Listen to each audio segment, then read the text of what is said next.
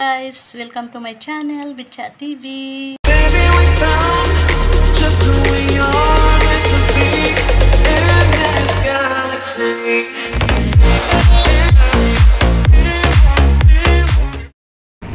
Welcome to Bitchat TV. Please do not forget ever to like, share, comment, and subscribe. And don't ever forget to click that notification bell so that you won't miss any upcoming videos. God bless.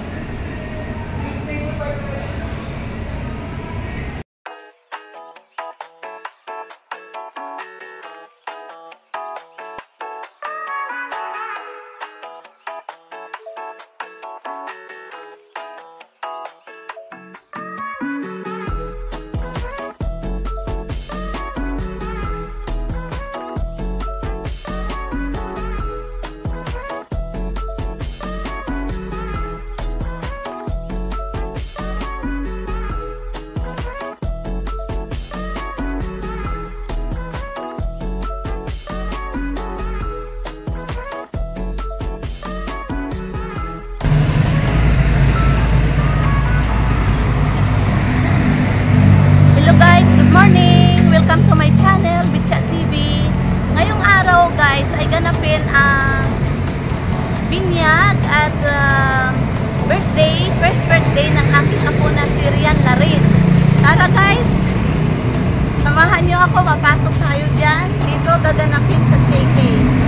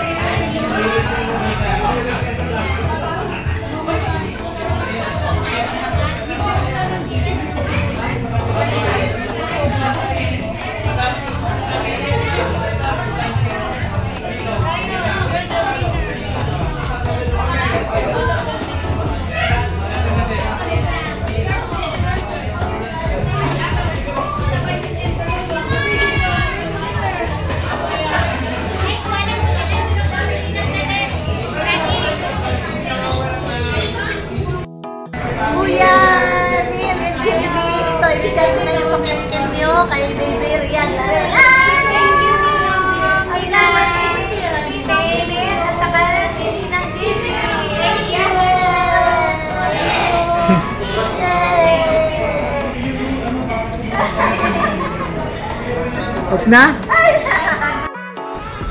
Tayo, mother. Easy. Easy.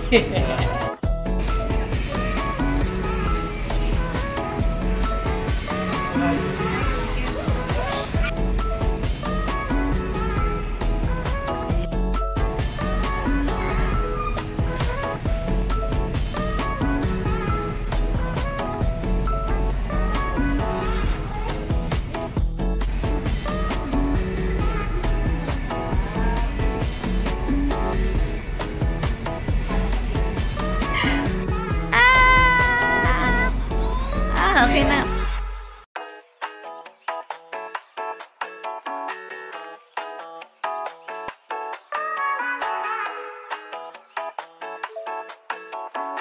Wow, ayo pugi ah.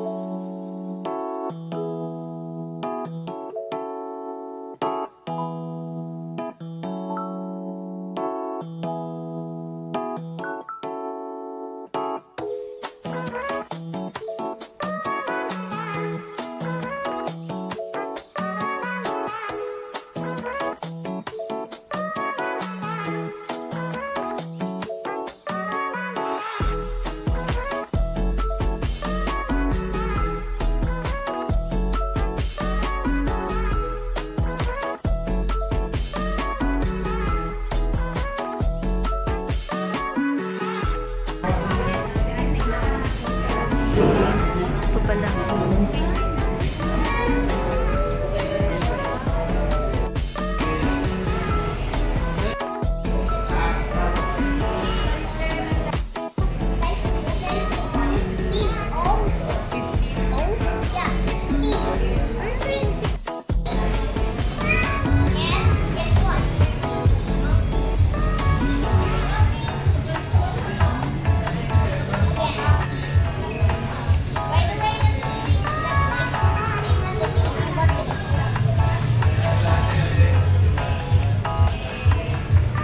A few moments later. Sumanin niyo nawa ang pagpapala at kapayapaan ng Diyos na ating Ama at Panginoong Jesucristo. Magpasalamat tayo sa Diyos at sa Ama ng ating Panginoong Jesucristo. Pinagkalooban niya tayo ng lahat ng pagpapala espiritual dahil sa ating pakikipag-isa kay Kristo. Nandito tayo nagkakatipon sa lugar na ito para sa isang sagradong gawain, ang pag-aalay, paghahandog ng bata. Ito ay makadiyos na hakbangin ng bawat magulang bilang pagpapahayag ng kanilang pananampalataya sa Diyos, pagpapasalamat sa pagkaloob niya ng buhay, pagsunod sa aral at katuruan ng Biblia. At higit sa lahat ay pagpapasakop sa kalooban ng Diyos. Ang paghahandog sa ating anak ay ginaganap natin sa harapan ng ating mga mahal sa buhay, mga kaibigan at malapit sa puso natin.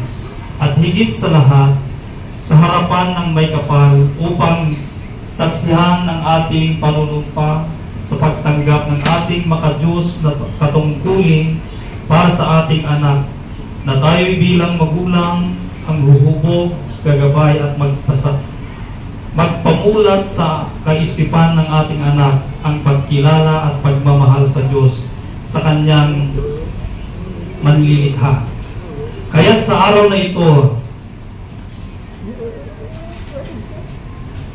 tayo'y maggalak at magdiwang para sa mapagpalang araw ng paghahandog kay Baby Rian Larin B. Fortuna. Palakpakan po natin. Inihandog siya sa Diyos sa araw na ito ng kanyang mga magulang na si Mr. Romeo A. Fortuna Jr. at si Mr. Marie Bugho Fortuna. Kasama din natin ang mga palagpagan po natin ang mga magulang. Tinatawagan ko nga po sila dito sa harapan. Ang mga ninong at ninang. Pwede tumayo mga ninong. Relatives at ang kaibigan at ang bawat isa na nakadalo. Magandang araw po sa ating lahat. Sa pagpapatuloy sa ating pagdiriwang sa paghahandog, gusto ko rin pong ipakilala sa inyo ang aking sarili. Ako po ang lingkod ng Diyos na mag-officiate ng child dedication. Ako po si Reverend Edmund Cabuyadaw, an ordained minister of the Philippine General Council of the Assemblies of God at kasalukuyang pastor sa lokal na kongregasyon dito sa Malingem Assembly of God, Bantay, Ilocos Sur. Bilang pasimula, inanyahan ko ang bawat isa na tayo'y tumayo at manalangin. Let us all stand and let's pray. Sa langit, pinupuri po namin, sinasamba sa araw na ito. Kami po ay nagpapasalamat sa lahat ng ipinagkaloob niyong biyaya sa bawat isa. Nagagalak po kami, Panginoon, dahil ipinahintulot niyo po na kami ay nakadalo at makarating sa lugar na ito upang aming samahan sa pagdiriwang sa paghahandog kay Baby Rian Larin Fortuna. Basbasan mo, Panginoon, ang iyong pagpapala ang pagdiriwang ito. Samahan niyo po kami sa pamamagitan ng banal na Espiritu upang sa gayon kami makapagbibigay ng kaluwalhatian mo. Salamat po, Panginoon, at ito po ang aming samot dalangin sa ngalan ng Ama, Anak at ng Espiritu Santo. Makaupo na po tayo sa presensya ng Diyos para sa maikling salita. Mensahe ng Diyos. Para mas lalo nating maunawaan ang pagkahulugan ng child dedication. Sa Biblia po, matutunghayan natin ang mga magulang na siyang gumawa ng paghahandog sa kanilang mga anak. Kung saan dito natin hinango ang ating ginagawang paghahandog sa ating mga anak. Una ay si Hana po. Inalay ni Hana ang kanyang anak na si Samson. Idinalangin ko sa kanya na ako'y pagkalooban ng anak at ito po ay binigay sa akin. Ito ang sinabi ni Hana. Kaya naman po inihandog ko siya kay Yahweh upang maglingkod sa kanya habang buhay. Pangalawang example ko ng paghandog ng anak, si Joseph at saka si Maria. Inialay si Jesus sa templo sa Lucas 2:22. Sila'y pumunta sa Jerusalem. Dala nila ang sanggol upang iharap sa kanya sa Panginoon. At naghandog sila ayon sa hiling ng kautusan.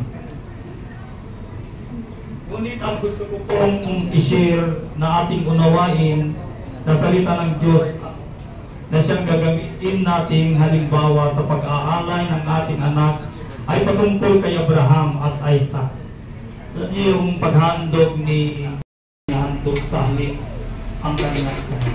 Mga kapatid, ito po ang ibig sabihin ng paghandog or the child dedication sa mga anak natin. Una, may apat po akong sasabihin. Una, ang child dedication. Ito po yung confirmation. Yung confirmation sa ating pag-ibig sa Diyos. Nung ibinigay ng Diyos pag-aari yung mga anak natin, bakit sila yung mga regalong ipinagkatiwala lamang sa atin.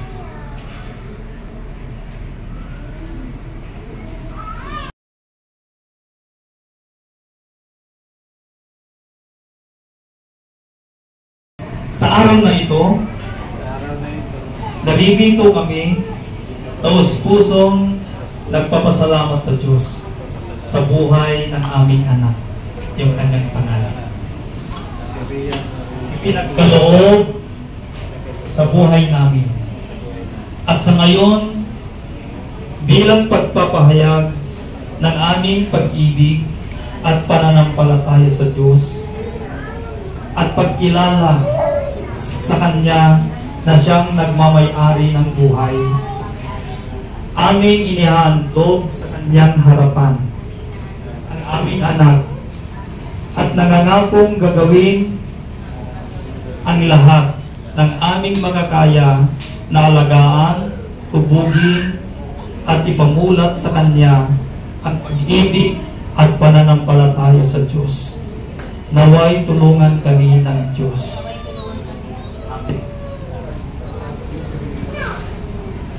Okay po, tinatawagan ko. Dito lang po tayo. Amen. Sa buhay ni Rian Larin. Ngayon, mangangako rin tayo sa harapan ng Diyos na habang sinisimbihan na yan. Simbihan na. Yan.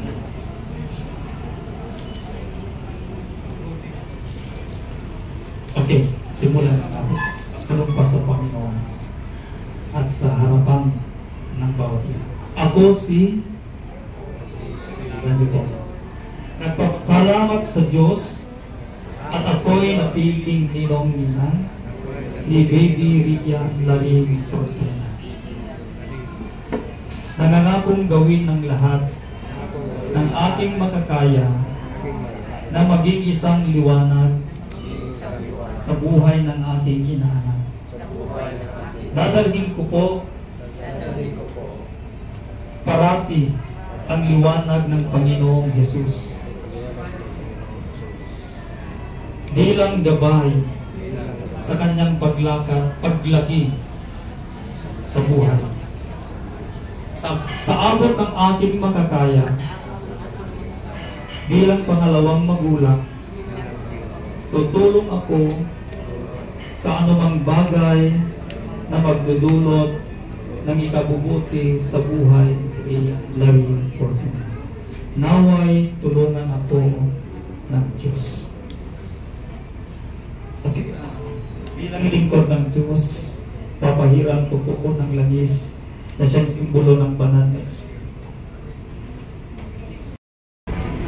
Fortuna, iniaalay, inihandog ka sa makapangyarihang Diyos na lumikha ng lahat ng bagay, na pinagmulan ng buhay, tagapagligtas at hari ng mga hari.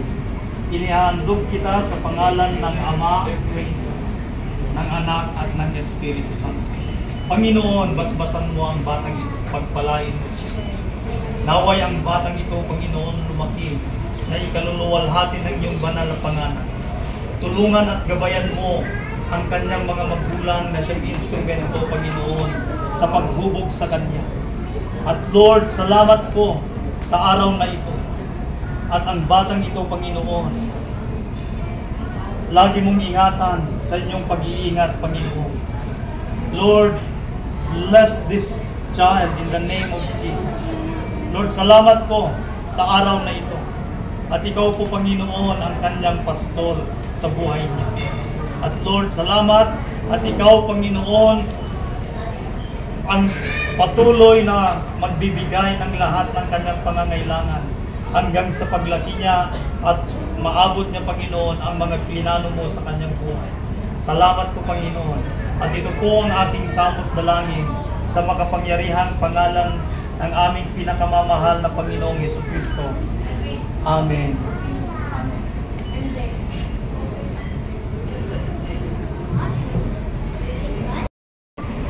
Sa araw na ito, ipag-pray din natin dahil kaarawan niya siya.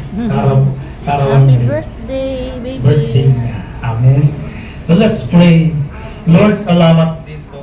Dahil ito rin po yung araw na kaarawan ng batang ito. Dinadalangin po namin, Panginoon, na ibigay mo, Panginoon, sa batang ito ang kalakasan. Ibigay mo po sa kanya, Panginoon, ang pagpapala mo. Lord, i-bless mo yung araw na ito. Punuin mo ng kagalakan ng bawat isa sa amin. Lord God, salamat po. At Panginoon, maging ang kanyang mga magulang ay pagpalain mo. Salamat po, Panginoon. Maging ang kanyang mga ninong at ninang na nandito po ngayon, Panginoon. Pinapanalangin ko po sila. Nanaway po, Panginoon, ikaw po ang tutulong rin sa kanila.